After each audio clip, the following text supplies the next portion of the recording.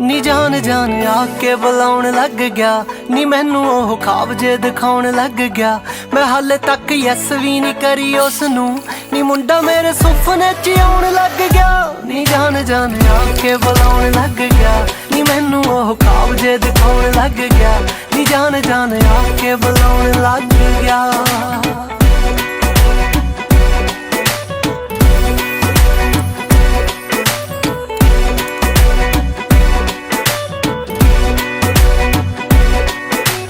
coffee ਵਾਲੀ date ਸੀ, ਕੰਮ